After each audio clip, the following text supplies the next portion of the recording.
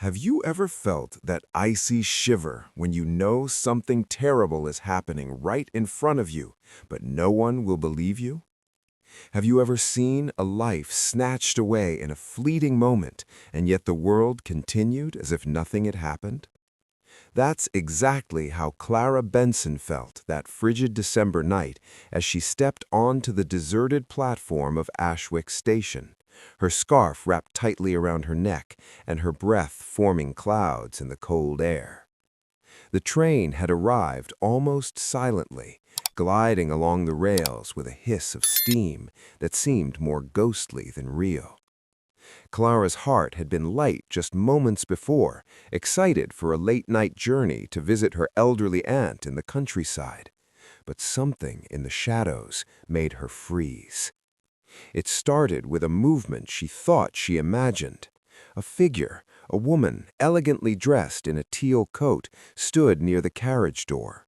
The light from the station lanterns flickered across her face, illuminating sharp, wary features and wide, frightened eyes.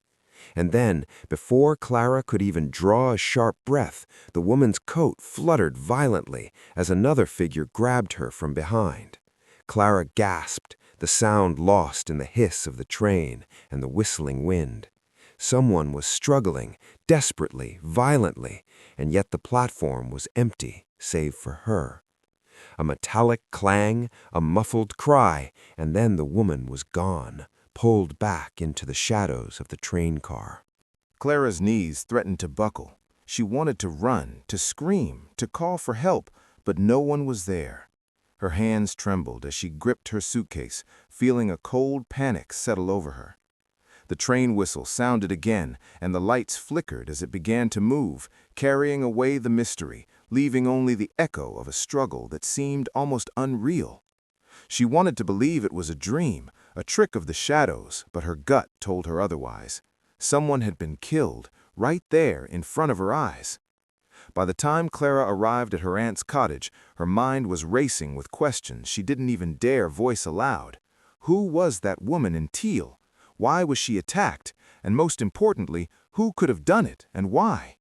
She spent the night staring out the frosted window, listening to the wind moan through the trees and the distant whistle of the train, her imagination spinning a web of scenarios, each more horrifying than the last. She was certain of one thing: she could not ignore what she had seen. But how could she convince anyone to take her seriously? The following morning brought a cold, gray light that did little to soothe her nerves. Clara, determined to understand what she had witnessed, contacted the local authorities and soon found herself seated across from Inspector Howard Graves, a man whose calm, precise demeanor seemed to both reassure and intimidate her. He listened intently as she described the scene, the struggle, the teal coat, the fleeting glimpse of a shadowy figure who had vanished almost as if into thin air. Graves' eyes narrowed slightly as he made notes, his lips pressing into a thin line. "You saw this happen on the 4:50 from Paddington?" he asked. Clara nodded, her throat tight, her hands clenching in her lap. "Yes, it was real. I saw her struggle, and then she was gone," the memory of the woman's terrified eyes still vivid in her mind. Graves made a sound between a sigh and a hum, as if weighing her words.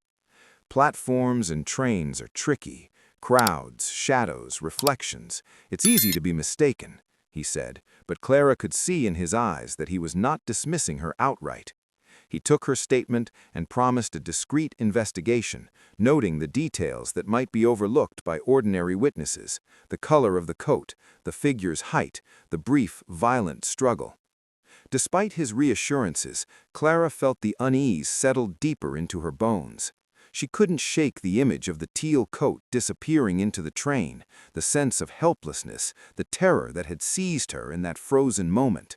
And yet there was something else, a nagging suspicion that the victim and the attacker were connected in ways she could not yet comprehend.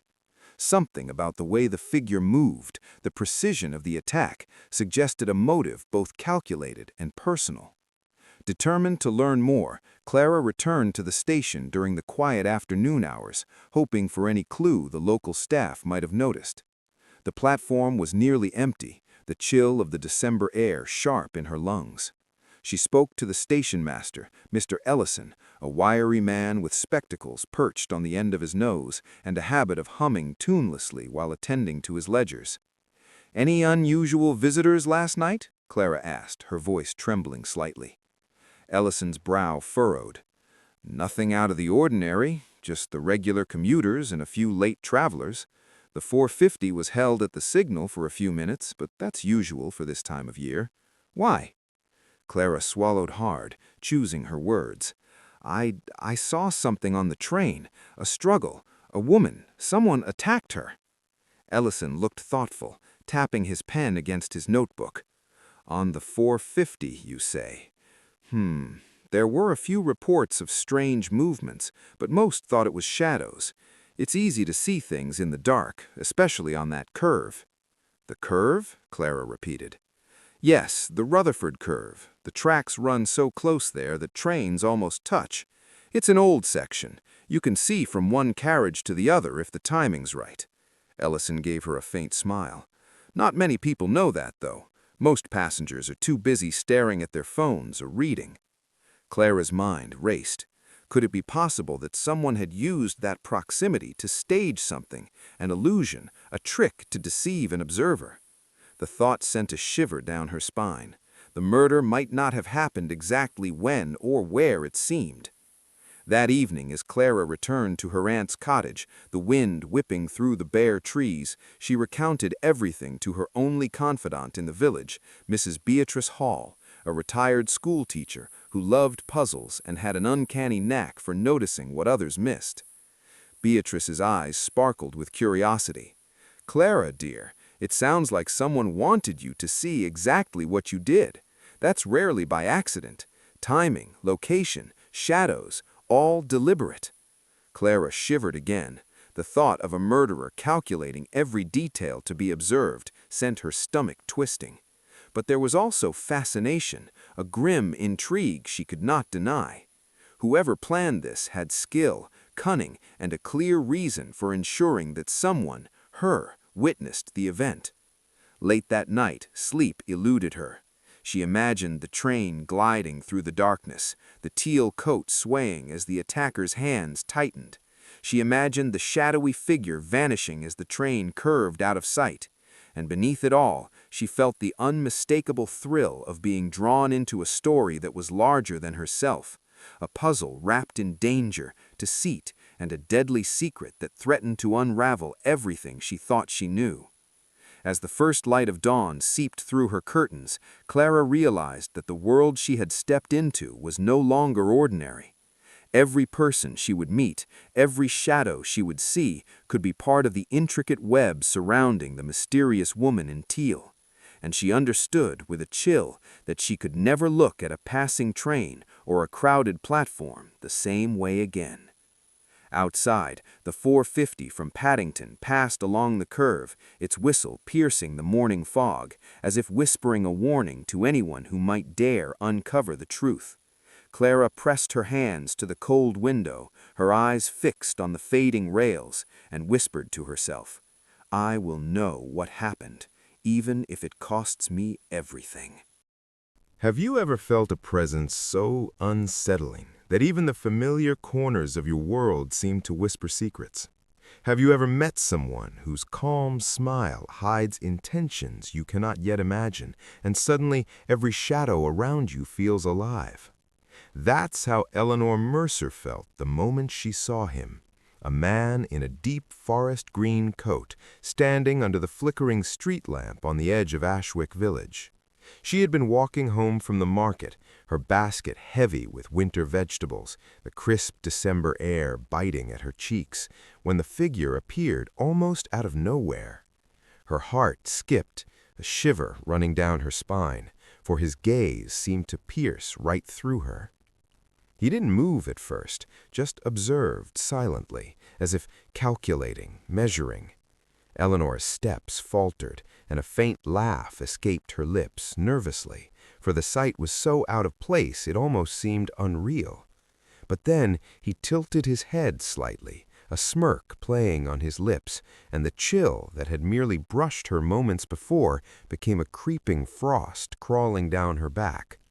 The stranger was not just a passerby. He was waiting, and waiting meant purpose. Someone with purpose rarely came unannounced in the dead of winter, especially not in Ashwick, where people kept to themselves and doors stayed locked long before dusk. Determined not to appear frightened, Eleanor quickened her pace. The cobblestones glimmered beneath the thin layer of frost, the sound of her boots echoing off the empty cottages. Yet the sound of footsteps behind her matched her own rhythm, perfectly timed. Her pulse quickened, an unmistakable drumbeat in her chest. Turning suddenly, she glimpsed the stranger once more. He was closer now, just at the edge of the dim light, yet somehow impossibly distant, as if part of a shadow that had grown legs. She swallowed, forcing herself to walk steadily, focusing on the familiar street ahead, though every instinct screamed at her to run. By the time she reached the safe warmth of her aunt's cottage, her hands were trembling as she set the basket on the table. The fire crackled in the hearth, a feeble comfort against the chill still clinging to her. She told herself it was a coincidence, a man lost, perhaps a traveler from the nearby town, but the words felt hollow. Something about him, the intensity of his gaze, suggested a knowledge of her she could not place. That night, sleep came reluctantly, haunted by fleeting images of the stranger in green. She dreamed of being chased along snowy paths, of windows that became doors to other places, and of that piercing, unreadable smile. Each time she awoke, her heart was pounding, yet curiosity gnawed at her even more fiercely than fear. Who was he, and why had he singled her out? The next morning, Eleanor resolved to investigate. She went to the village post office first, asking discreetly about any unusual visitors in the area. Mr. Higgins, the elderly postmaster, with an impeccable memory, looked thoughtful. "Well, there was a gentleman in a green coat who came through yesterday, asked for directions to Rutherford Hall," he said slowly, as if choosing his words with care. "He seemed particular. Paid cash for everything, didn't ask for much, but kept glancing around like he expected someone to be watching." Eleanor's stomach tightened. Rutherford Hall, the old estate perched on the hill, long rumored to be a place of secrets and whispers. Determined not to learn more, Eleanor walked the winding path toward the hall, the cold air stinging her cheeks. Her breath misted in front of her, forming fleeting clouds that drifted away like unanswered questions. As she approached, she noticed movement in the shadows of the trees, and for a fleeting moment the figure in green appeared again, watching from the tree line. Eleanor's heart leapt into her throat. Was he following her, or was it only her imagination? The curiosity that had driven her forward now battled with a rising tide of fear. Upon arriving at Rutherford Hall, Eleanor found the gate slightly ajar, the estate unusually quiet. The grandeur of the old house was softened by the gray winter light, but Eleanor's eyes were drawn to subtle signs of recent activity. Footprints in the frost, faint disturbances in the gravel, and the unmistakable hum of life behind the heavy drapes of the windows. Something was happening here, and whatever it was, it involved the stranger in green. She lingered at the gate, pretending to adjust her scarf, until she heard voices inside. From the shadows of the tall hedges, she caught fragments of a conversation, firm, commanding, and filled with tension.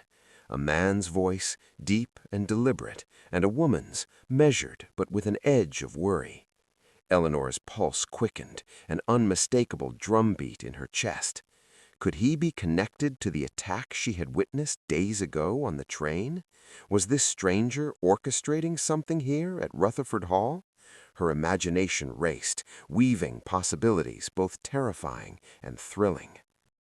Eleanor crept closer, careful to remain unseen. The voices were clearer now, and she could make out fragments of names. Cedric, Luther, and references to money, inheritance, and past wrongs. Her curiosity became a mixture of fascination and dread. Something about the hall, the people inside, and this stranger suggested a story of betrayal, secrets, and perhaps even murder. She could feel the tension pressing against the cold walls of the estate, as if the very air held its breath in anticipation. The stranger in green appeared again, slipping between the shadows as though he were part of the night itself. Eleanor's pulse raced. She wanted to confront him, to demand answers, but a sense of danger held her back. This man was not just an observer. He was a player in the story unfolding before her eyes, and every instinct told her that rushing forward would be perilous.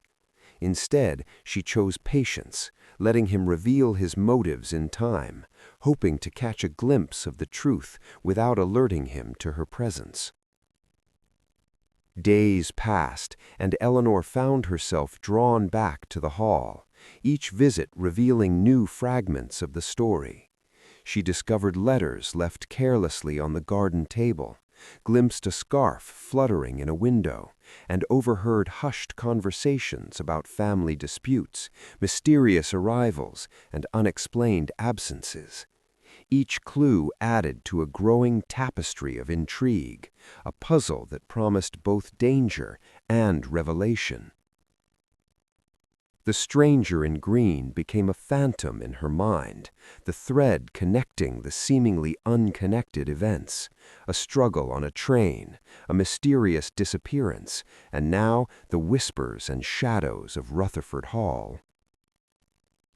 One evening, as the sun dipped below the horizon and cast long, haunting shadows across the estate, Eleanor finally saw him clearly. The stranger emerged from the hall's side entrance, his green coat catching the last rays of light. He was tall, composed, and carried himself with the precision of someone accustomed to control. He paused, glancing around as if sensing Eleanor's presence. Her breath caught. He smiled faintly, almost imperceptibly, and continued walking down the path, disappearing into the darkening woods. Eleanor felt a strange pull, a mix of fear, fascination, and the insatiable need to uncover his purpose. Back in her room that night, Eleanor pored over everything she had seen and heard, her journal filled with observations, sketches, and questions. Why had the stranger singled her out? What was the true nature of the events at Rutherford Hall? Could he be connected to the woman in teal from the train, or was this an entirely new thread in a growing tapestry of secrets? Her mind raced with possibilities, each more dangerous and thrilling than the last. She realized with a shiver that the stranger in green was the key, a catalyst in a story that was far from finished. The winter wind howled outside, carrying with it the echoes of trains, footsteps, and the unspoken tension of a mystery that was only beginning. Eleanor pressed her hands to the glass, her breath fogging the pain, and whispered, "I will see this through, no matter the cost." Have you ever felt the creeping sensation that someone is watching you, even when every window is shut and every door locked? Have you ever had a visitor arrive silently and unexpectedly, turning your life upside down with nothing more than a glance? That is exactly what happened to Eleanor Mercer on a rain-slicked evening in Ashwick Village.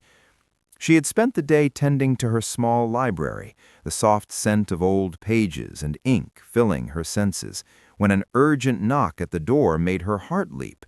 A visitor at this hour was unusual enough, but the urgency in the knock suggested more than mere politeness. It carried with it the weight of secrets waiting to be unveiled. Eleanor opened the door to find a man, soaked through from the relentless drizzle, a dark coat clinging to his frame, eyes darting nervously. He introduced himself as Samuel Wren, a distant cousin of a friend of her late uncle. His voice was low, hurried, as though the words themselves might betray him if spoken too clearly. Eleanor could barely follow the story he began to unfold. He spoke of a family estate long abandoned, where shadows whispered in the corners and secrets lingered like thick fog. His words carried a mixture of fear and fascination, and as he paused to catch his breath, Eleanor realized her pulse was racing, not just from the story, but from the uncanny sense that she was stepping into a web she could not yet see. Samuel explained that he had come seeking Eleanor because she had knowledge, however small, of the Rutherford Hall estate. He mentioned letters that had gone unanswered, strange sightings by the villagers, and the curious behavior of certain family members. Eleanor listened intently, feeling a mix of dread and excitement. Something about his urgency, the way he avoided certain details, hinted that the truth was more dangerous than she had imagined. As he spoke, she noticed a tremor in his hands, the almost imperceptible way he glanced over his shoulder as if fearing pursuit. Each word built a tapestry of intrigue, pulling her deeper into a story that seemed to intertwine with the mysterious stranger in green she had glimpsed only days before. The visitor revealed that Rutherford Hall was far from deserted.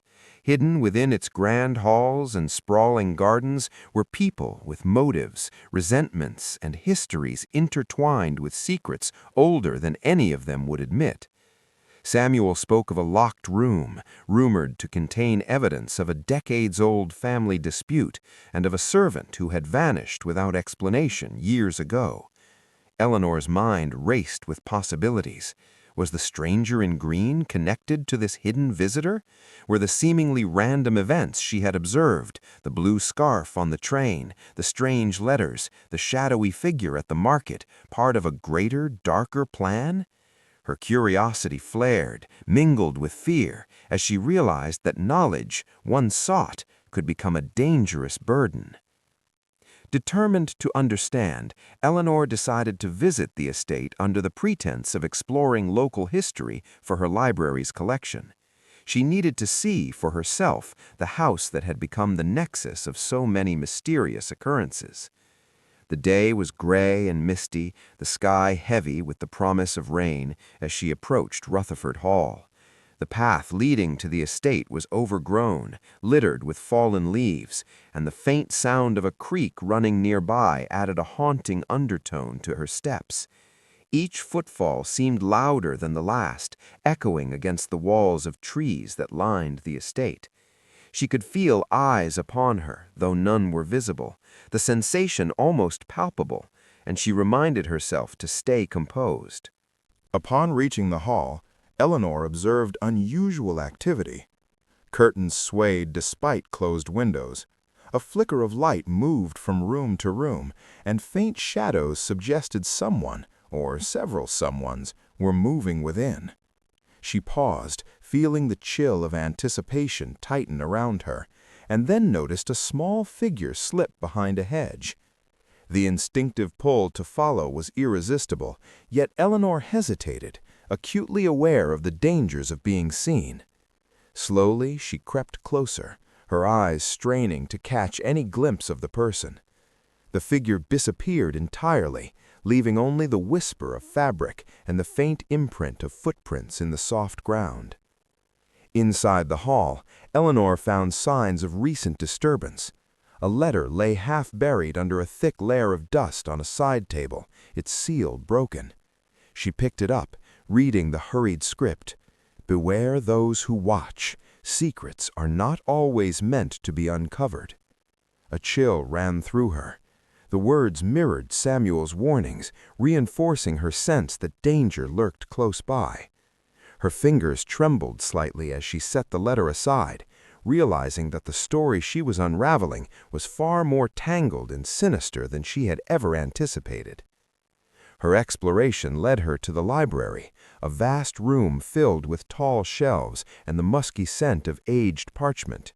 It was here she noticed anomalies.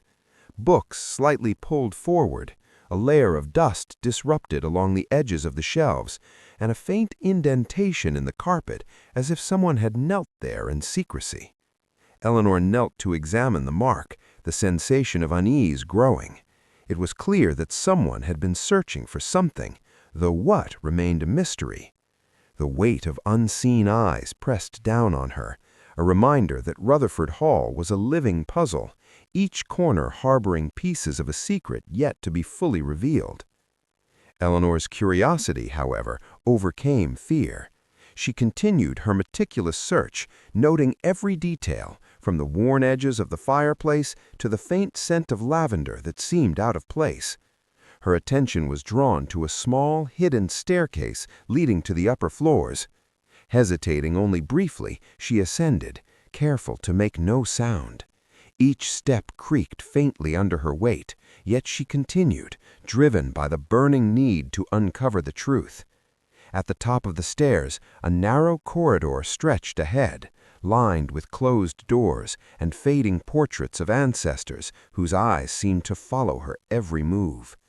Eleanor shivered, feeling the weight of generations pressing upon her, each secret adding to the oppressive atmosphere.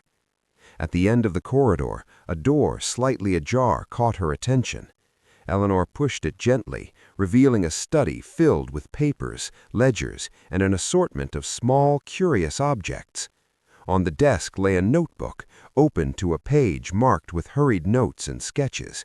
She read, "The green coat, observed near the gate, must confirm identity before the event. No witnesses allowed." Her heart raced.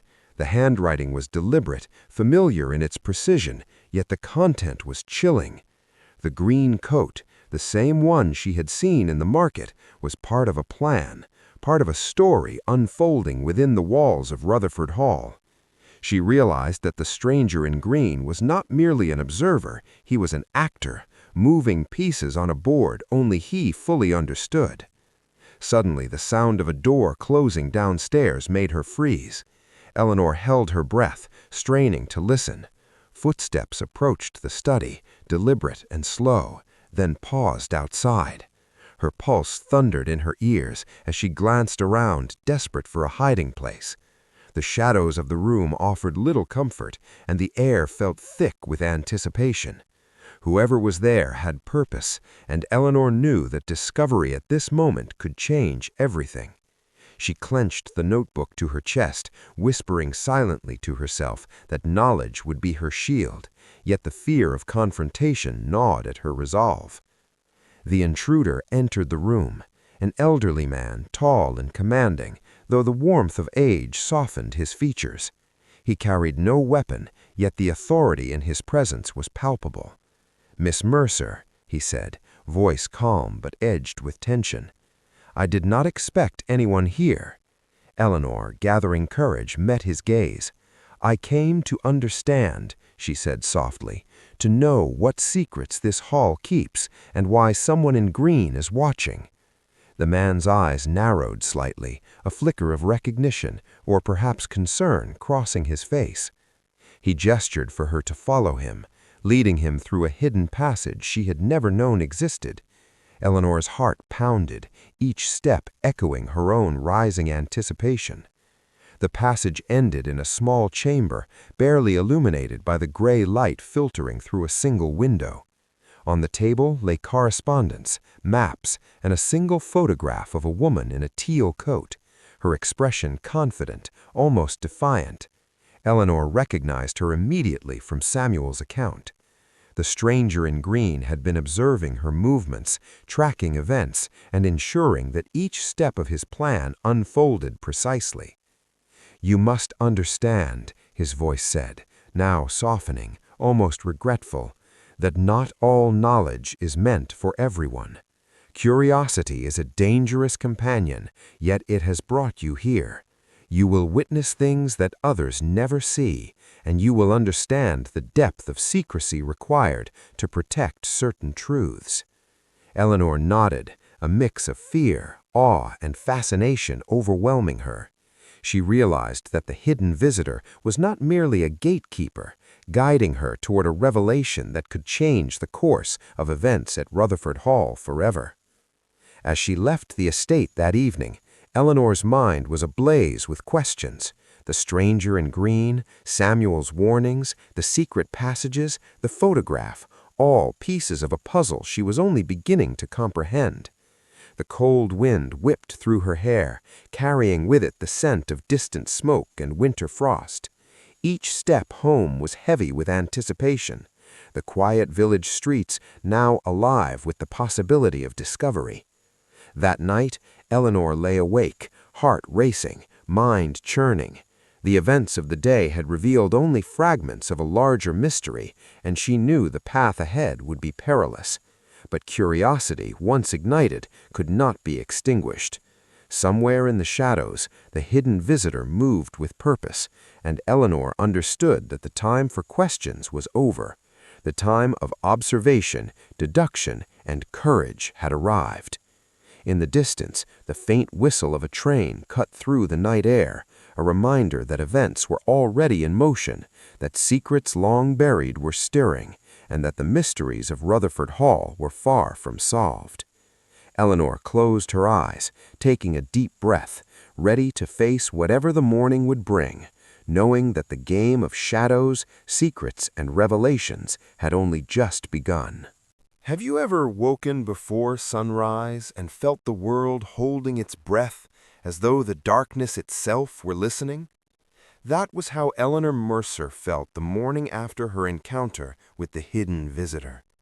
The village lay in an uneasy quiet, the mist curling over cobblestones like ghostly fingers, and every distant sound, the crow of a rooster, the murmur of wind through the trees, seemed magnified. Her mind raced with fragments of yesterday, Samuel Wren's warning, the secret passages at Rutherford Hall, and the photograph of the woman in teal, whose eyes had seemed to pierce right through her. Something had been set in motion, she realized, something that would not allow her to rest until the truth revealed itself. Eleanor's footsteps crunched softly over the frost-lined path as she made her way toward the hall at dawn. The air was sharp, carrying the faint tang of earth and the distant whistle of a train rolling through the valley. Each step forward was accompanied by a shiver, not from the cold, but from the growing sense that the shadows themselves were alive, moving with intention. Her eyes swept over the dark silhouette of the estate, its towers and chimneys piercing the soft gray sky, and she felt the magnetic pull of a story that refused to release her. What secrets had lain hidden for decades, and who would move to claim them first? As she approached the hall, Eleanor noticed a figure standing near the edge of the gardens. A man, tall and broad-shouldered, was barely visible in the pale light, his coat dripping with dew. He did not move as she drew near, and yet the very air around him seemed tense, charged. Eleanor's pulse quickened. Could this be another visitor, another messenger, or perhaps someone tasked with guarding a secret that must never be revealed? The figure turned slowly, revealing a face she did not recognize, yet it carried a weight of authority and command. He nodded faintly, and Eleanor realized she was being silently guided toward some unseen revelation. Inside Rutherford Hall, the atmosphere was different from the day before. The morning light filtering through the tall windows cast long shadows across the polished floors and faded tapestries. Eleanor felt as though she had stepped into a painting where every brushstroke concealed a story, each shadow a fragment of history waiting to be understood. She noted the faint smell of lavender mixed with dust, the subtle creak of floorboards underfoot, and the soft murmur of voices echoing from rooms beyond her view. It was a place alive with unspoken tension, and Eleanor's curiosity pushed her onward, despite the nagging sense of foreboding. In the library, she found evidence that the hall had been occupied more recently than it appeared. Papers lay scattered across a desk as though someone had left in a hurry. A set of footprints, still faintly damp from dew, traced a path toward the study. Eleanor knelt to examine them, heart racing, her mind alert to every detail. She felt the presence of another nearby, someone who had been watching, perhaps even following her movements. The thrill of discovery mingled with fear. Each clue was a thread, pulling her deeper into a tapestry of secrets that seemed almost impossibly complex. Suddenly, the sound of hurried footsteps from the corridor outside made Eleanor tense. She moved quickly to hide behind a tall bookshelf, her breath catching as a shadow passed by. The visitor paused, fumbled with a key, and then disappeared down the stairs. Eleanor waited, listening to the faint echoes of retreating footsteps, heart pounding in her chest. She realized with a jolt that someone had been inside the hall during the night, perhaps even observing her, perhaps even anticipating her arrival. The air grew heavy with anticipation. What had they been searching for, and why had they risked exposure to pursue it? Determined to uncover the truth, Eleanor followed the trail of clues deeper into the hall. She discovered a small door partially concealed by a tapestry, its edges worn and paint peeling. With a careful push, she revealed a narrow passage leading to the upper floors. The air was cold and smelled faintly of mildew and old wood. Eleanor's steps were cautious, each one echoing in the confined space. At the top of the stairs, she emerged into a corridor lined with portraits of ancestors whose eyes seemed to track her movements with unnerving intensity. Each frame whispered a fragment of history, and Eleanor felt the weight of generations pressing down upon her, a reminder that secrets often endure far longer than their keepers. At the end of the corridor, a door slightly ajar revealed a study cluttered with papers, letters, and artifacts. Eleanor's eyes fell on a small notebook left open on the desk. The pages were filled with careful, deliberate handwriting, sketches of the gardens, and cryptic notes. Must ensure timing aligns with observation. No witnesses permitted. The woman in teal must not recognize the estate. Eleanor's pulse quickened. The handwriting was meticulous, the plans chilling in their precision. Someone had orchestrated events within the hall, ensuring that each action unfolded exactly as intended. The stranger in teal, the woman she had glimpsed, was not merely a visitor.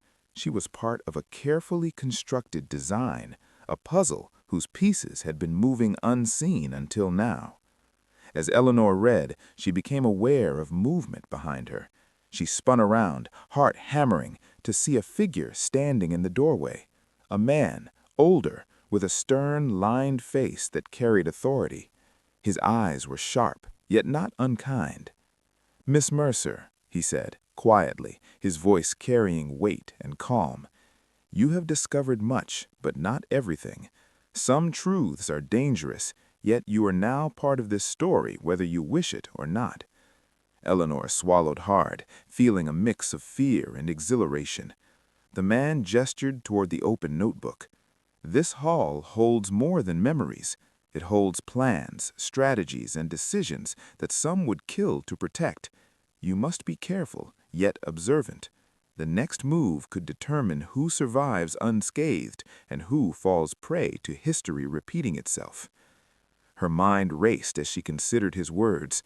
Every detail she had observed, the footprints, the scattered papers, the hidden passages, and the cryptic notes, formed a web that connected the people she had seen in the village, the shadowy stranger in green, and now the mysterious visitor in the hall. Eleanor understood that the story was far from simple. It was a carefully layered mystery, with danger woven into every layer. The hall itself seemed to watch her, each creak and whisper a reminder that nothing escaped its long memory. The visitor continued, leading her down a hidden stairwell that descended into the basement. The air grew colder, the shadows deeper, and the faint smell of damp earth mingled with something more pungent, perhaps decay or neglect. He pointed to a wall panel slightly ajar. "Behind here," he said, "is a record of all movements within the hall. Entries go back decades, tracking arrivals, departures, and visitors of note. If you were to understand the events of the past few weeks, this is where it begins." Eleanor's fingers trembled as she pushed the panel aside. Inside was a collection of ledgers, photographs, and letters. Each item told a story: meetings held in secrecy, guests who had vanished, and plans that stretched across generations. Hours passed as Eleanor sifted through the records, piecing together fragments of the puzzle. Her mind was a whirlwind of questions and revelations. How did the woman in teal know the hall so well? Who had orchestrated the visits, the sightings, the letters? Each clue led to another question, another shadow lurking just beyond her understanding. And yet, amid the fear and uncertainty, Eleanor felt a spark of determination. She had been drawn into this mystery for a reason, and she would uncover the truth, no matter the cost. As the first light of dawn began to filter through the basement window, Eleanor emerged into the gardens. Mist clung to the earth, and the distant whistle of a train carried across the valley, echoing the urgency of her thoughts. She realized that the day ahead would be crucial.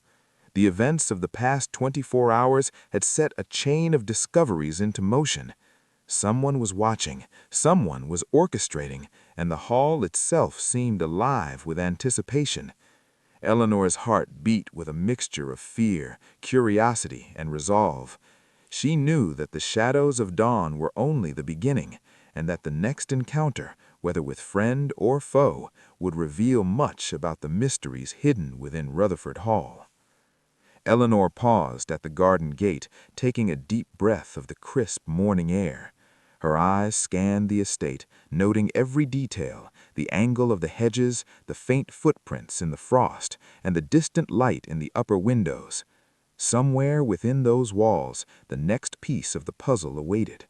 Somewhere the stranger in teal moved unseen, and somewhere secrets older than anyone dared speak of lingered, waiting to be unearthed. She clenched the notebook tightly to her chest, feeling the weight of knowledge and the thrill of impending revelation. And as the sun rose, scattering the mist across Ashwick Village, Eleanor understood one vital truth: curiosity, once awakened, cannot be silenced. The shadows at dawn were alive, moving with purpose, and the story of Rutherford Hall was far from over. Somewhere, someone was making the next move, and Eleanor knew that when that moment arrived, nothing would ever be the same again. The dance of secrets, lies, and discovery had begun, and she was now entwined in a narrative that would demand every ounce of courage, every spark of intellect, and every shred of resolve she possessed. The distant whistle of the morning train cut through the still air, carrying with it a reminder that the story was already in motion, that events unseen were racing toward a climax, and that Eleanor Mercer, standing alone in the cold light of dawn, was now both observer and participant in a mystery that would not release its grip until the final truth emerged. Have you ever glimpsed someone whose presence seems to haunt the air, yet you're not certain if they're real or imagined? That's exactly the feeling Miss Marple experienced as she prepared her morning tea, thinking over the events at Rutherford Hall.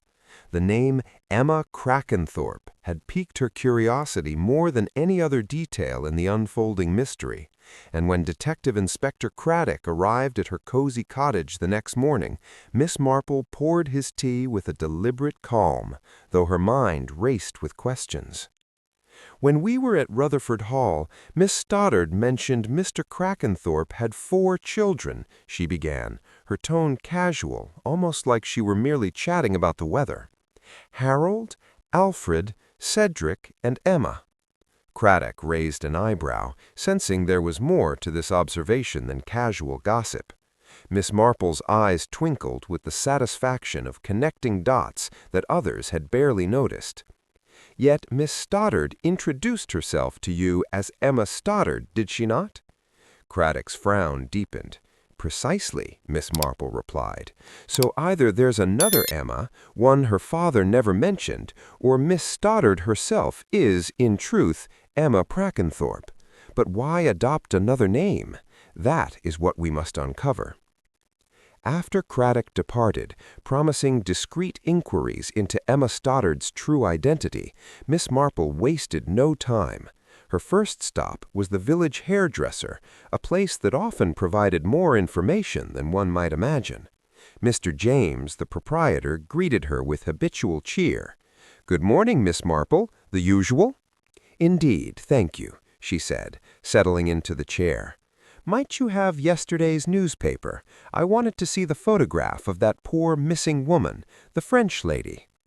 Mr. James handed her the folded paper, shaking his head. "Terrible business, that disappearance. Near the railway, they say. Makes one shiver to think of it." Miss Marple scanned the photograph, a woman in her 30s, impeccably dressed, wearing a striking blue coat. The shade was unmistakably Parisian, and the coat's elegance spoke of a life lived with style and confidence. She murmured softly, almost to herself, "Such a lovely coat." Mr. James nodded eagerly. "Parisian, I'd say. One rarely sees that quality in English tailoring." As Miss Marple left the hairdresser, her mind was already connecting dots. The blue coat in the photograph closely resembled what Mrs. McGillicuddy had reported seeing on the train. A shiver of recognition passed through her. Coincidence? Rarely, not in mysteries. Next, she visited Mrs. Blackett, the doctor's wife and organizer of the Winter Relief Fund. "I was thinking," Miss Marple began, over tea, "that we might arrange another meeting at Rutherford Hall.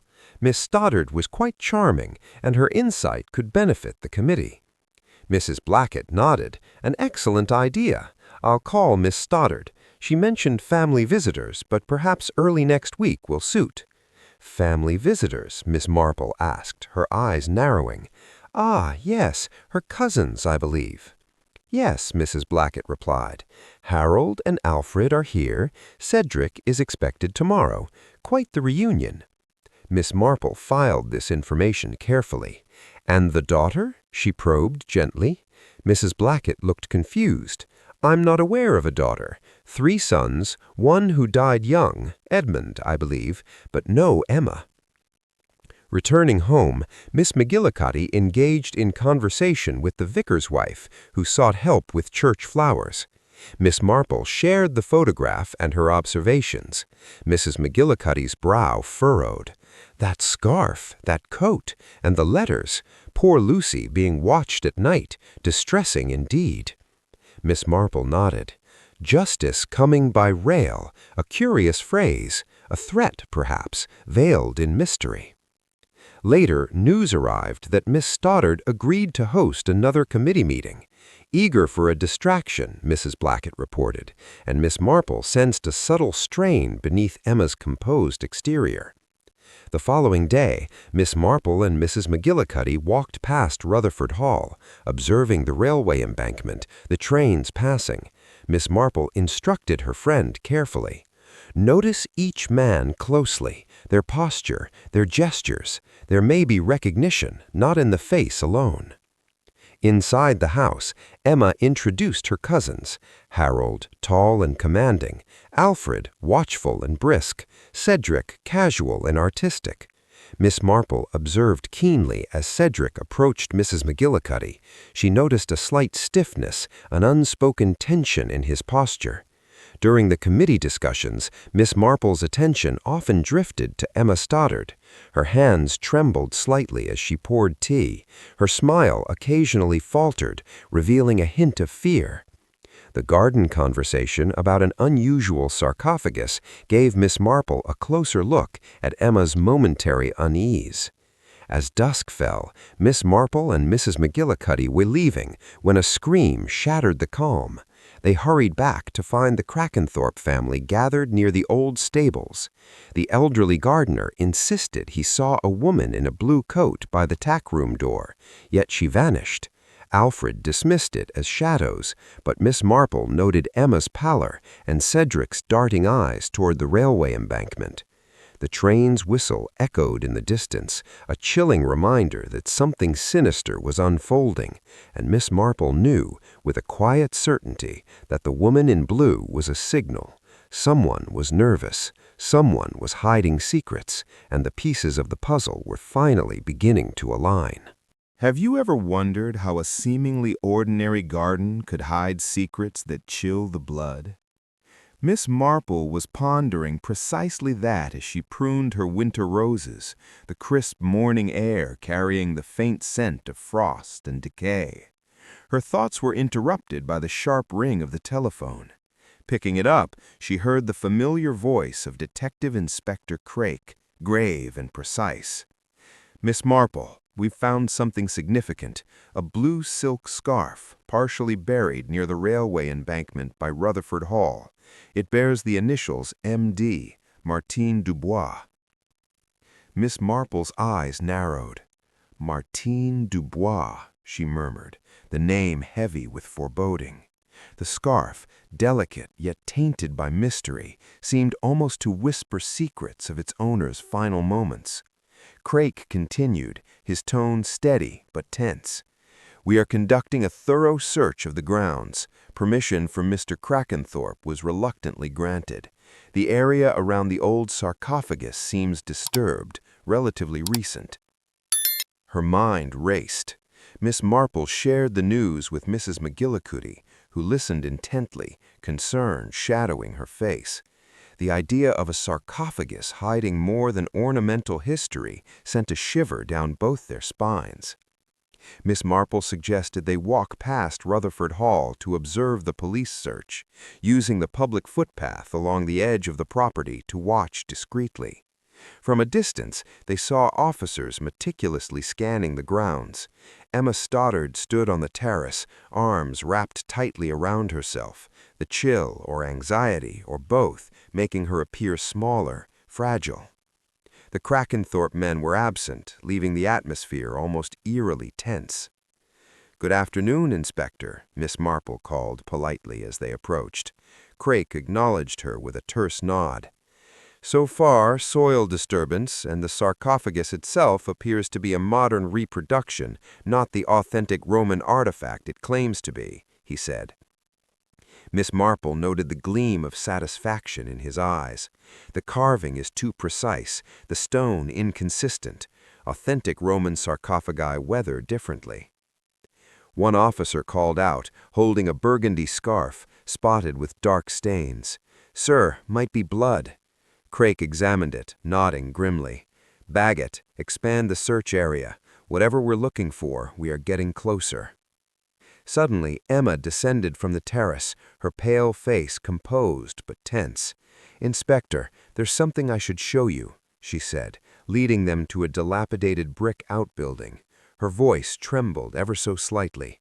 "An old meat freezer. Hasn't been used for years, but someone seems to have moved it recently." The officers struggled to open the rusted lid. A wave of icy air escaped, mingling with a faint, unpleasant odor. Inside, wrapped in old curtains, lay the body of a woman. The face was discolored, yet unmistakable to those who recognized her. "Martine Dubois," Emma whispered. "She came here about 2 weeks ago. She wanted to speak to my father, but he refused. She seemed anxious, desperate even." Miss Marple's mind raced as the scene unfolded. If Martine Dubois had visited 2 weeks prior, and the body lay concealed in the freezer, then the murder witnessed on the train could not have occurred as it seemed. The timing, the train, the observation, it all suggested a careful, deliberate orchestration. Craik, listening intently, asked Emma about her knowledge of the body. "Did you not think to inform the police?" he said, incredulity lacing his tone. Emma's voice wavered. "I didn't make the connection until I saw her picture in the newspaper." Miss Marple's eyes gleamed. The intention was clear, to stage a discovery that would mislead, to create an alibi, to confuse timing, to mask the true sequence of events. Mrs. McGillicuddy's breath caught. So the murder on the train, it wasn't real? Miss Marple nodded slowly, the rhythm of her voice deliberate. It was observed, yes, but not in the way it seemed.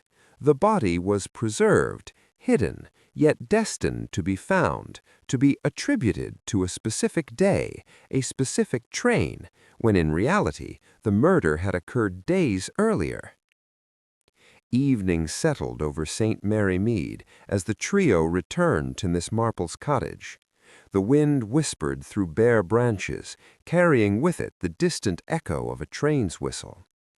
The puzzle pieces were aligning, yet the full picture remained elusive.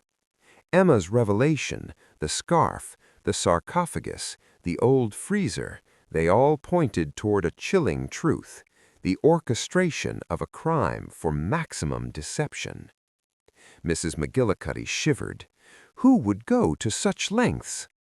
Miss Marple's voice was calm, yet carried the weight of certainty.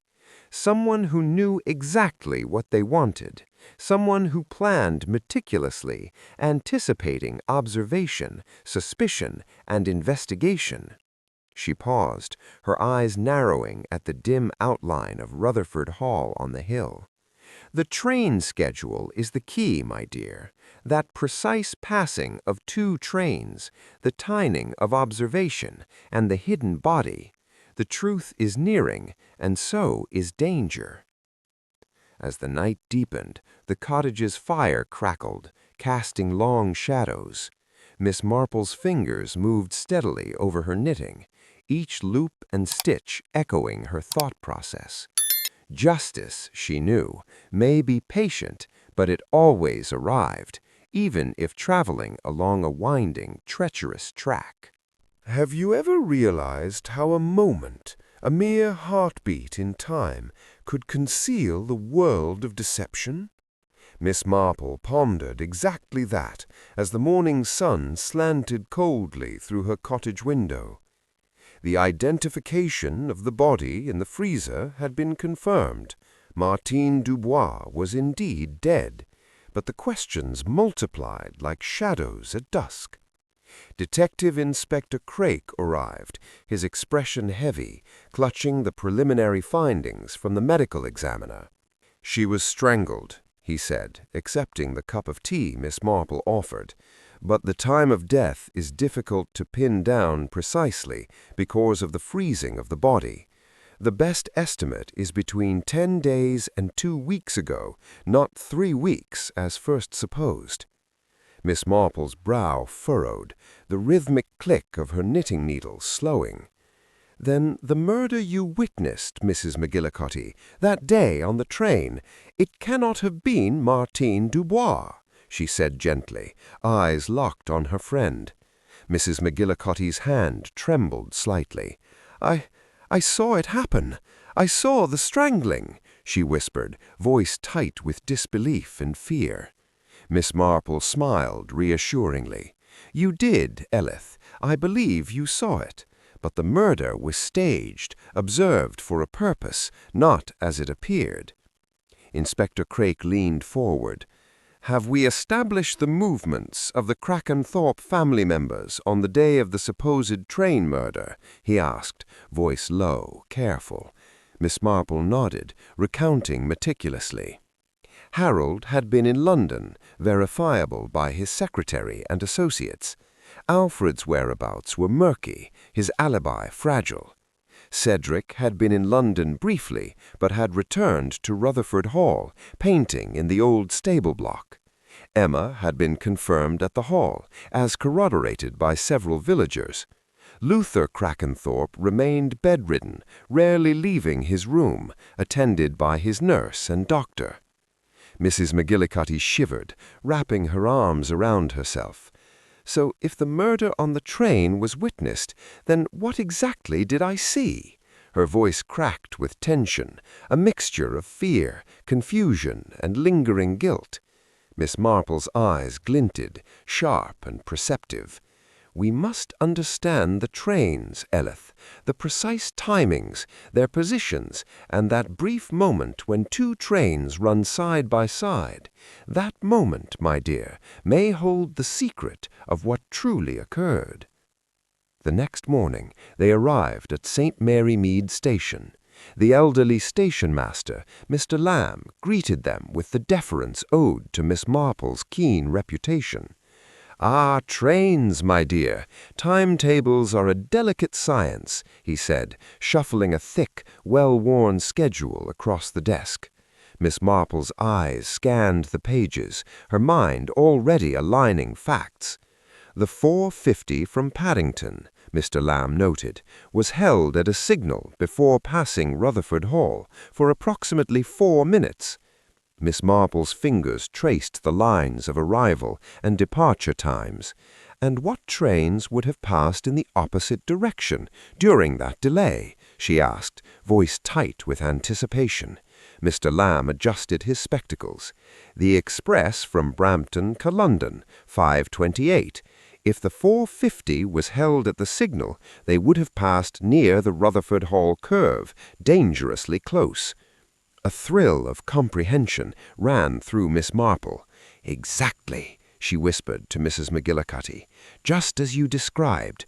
That curve brings the tracks almost parallel. Visibility between the trains would be close, yet fleeting, precise." Next, they visited George Wetherell, a retired railway engineer whose passion for model railways was legendary. His workshop smelled of varnish, oil, and polished brass.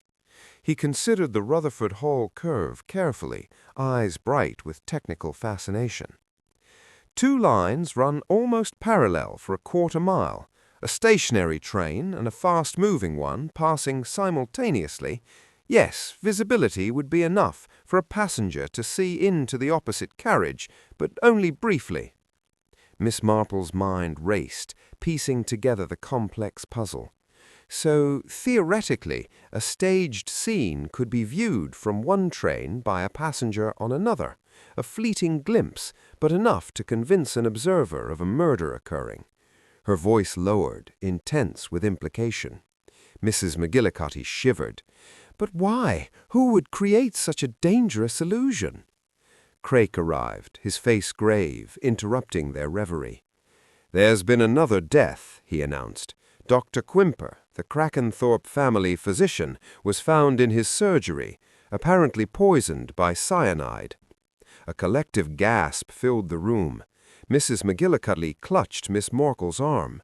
Why?" she whispered, horrified. Craik held up a crumpled note from the doctor, his voice somber. His last message: "Wrong woman. Check December 20th. Miss Marple's eyes widened, realization dawning like the first light of dawn. December 20th, the day Mrs. McGillicuddy had witnessed the staged train murder. The wrong woman, Craik mused aloud. Could it mean that the person seen on the train was not Martin Dubois? "Yes," said Miss Marple slowly, each word deliberate. "Dr. Quimper likely discovered the truth. The body in the freezer had been killed earlier. The murder witnessed on the train was a calculated illusion. Dr. Quimper realized this and confronted the wrong person and paid the ultimate price." Mrs. McGillicuddy shivered, tears prickling her eyes. "So all along I saw a deception, a lie staged for months." Miss Marple nodded gently. "A lie orchestrated with precision, to mislead, to confuse, to protect a murderer's alibi." As dusk fell, Miss Marple gazed out toward Rutherford Hall, the distant whistle of a train cutting through the evening silence. The puzzle pieces were aligning, yet the danger was palpable. Someone at Rutherford Hall had already struck twice, manipulating reality, time, and perception. Someone would strike again, if they could, to hide the truth. The chill in the air seemed to whisper a warning. Careful observation, careful thought, and patience were the only shields against the cunning of a mind determined to deceive. Miss Marple, fingers resuming their rhythmic knitting, felt the weight of anticipation. Justice may follow a winding track, she thought, but it always reaches its destination if one has the patience to wait for it. "I have asked you all to come together," Craig began, his voice steady, commanding attention. "Miss Marple believes she has uncovered the truth behind the deaths of Martin Dubois and Dr. Quimper, and her insight is invaluable." Luther's face flushed with indignation. "An old spinster solving matters that the police cannot?" he barked, voice shaking with frustration and disbelief. Miss Marple smiled softly, the gentleness in her expression belying her keen intellect. "Sometimes, Mr. Crackenthorpe, those whom society overlooks see most clearly. The eyes that watch quietly notice what others miss in haste." Her knitting paused as she leaned slightly forward, voice measured but compelling. "This case began with a shocking observation. Mrs. McGillicuddy witnessed what appeared to be a murder on a train. But appearances, as we have discovered, can be deceiving." She turned her gaze to Emma, the tension in the room palpable. "Miss Crackenthorpe, or should I say Emma Stoddard, when did you first return to Rutherford Hall?" Emma blinked, startled, her voice trembling despite her composure. "About 6 weeks ago. I had been living abroad, and I received word of a distant aunt's inheritance. It seemed the right time to reconnect with my family." Miss Marple's eyes narrowed slightly, a flicker of amusement hidden beneath the seriousness of her tone. "A convenient story," she murmured, before her voice sharpened. "But the truth is simpler, and yet far more complex. There never was an Emma Crackenthorpe in the sense you have presented yourself. Your true identity is Eleanor Crackenthorpe." A stunned silence fell. Emma's face drained of color, eyes wide with disbelief. How could you know?" she whispered, a quaver betraying fear and outrage. Miss Marple's gaze was steady. "Parish records, old newspapers, family announcements, they are remarkably revealing. You, Eleanor, did not die at 16 as reported. You ran away, eloping with someone your father deemed unsuitable. You created a new identity abroad, built a life, and then returned here to claim a portion of the inheritance you believed was your rightful share." Harold spluttered in anger. "My sister died! I remember the funeral!" he shouted, voice thick with emotion. Miss Marple inclined her head gently. "Yes, there was a funeral, but the casket was empty, a deception maintained for appearances. Your sister, Eleanor, was alive, and she returned under another name to secure what she believed was her rightful share." The room seemed to hold its breath. Cedric's face twisted with discomfort and confusion. "And Martin Dubois? He recognized her?" he asked quietly. Miss Marple's eyes met Crake's, conveying the weight of understanding. "Martin Dubois knew Eleanor years ago in France. Seeing her photograph in the newspaper, he connected the dots. That is why he came here, to confront her, perhaps to renew acquaintance, perhaps to threaten exposure. And that, dear friends, explains why his murder was staged on the train for all to witness." Mrs. McGillicuddy's eyes welled with tears. "So, what I saw, it wasn't real?" she whispered, voice breaking. Miss Marple nodded gently, voice soft yet precise. "It was an illusion, a carefully choreographed performance. Eleanor created a scene to ensure witnesses saw what they were meant to see, a murder that would align with her alibi. The real murder, that of Martin Dubois, had occurred days earlier, hidden in the freezer, far from prying eyes." A shiver of horror ran through the room. "And Dr. Quimper?" Lucy Armstrong asked quietly. Miss Marple's gaze darkened. "Dr. Quimper discovered the truth. When he questioned Eleanor about the timing of the murder, she silenced him with poison. His cryptic note, "Wrong woman, check December 20th," referred to the staged murder observed on the train, not the real one. Emma, or rather Eleanor, looked around, defiance mingled with desperation in her eyes. "You can't prove it, none of this," she hissed, her voice trembling with rage and fear. Craig stepped forward, calm and resolute. "We have the dummy from the old stables, traces of poison linking to Dr. Quimper, and your recent movements verified. The illusion ends here." Lucy Armstrong's voice broke the tension further. "The threatening letters I received, I recognized the handwriting. She tried to manipulate me, knowing about my connection to Edmund. She hoped I would hide evidence that could expose her." Miss Marple's eyes softened slightly, her voice reflective. "Eleanor's life was shaped by bitterness and a sense of injustice that festered over decades.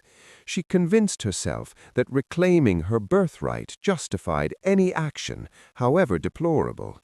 But no crime is perfect, and in the end, human observation, intuition, and truth prevail." Mrs. McGillicuddy let out a long, tremulous sigh. "The perfect crime, almost."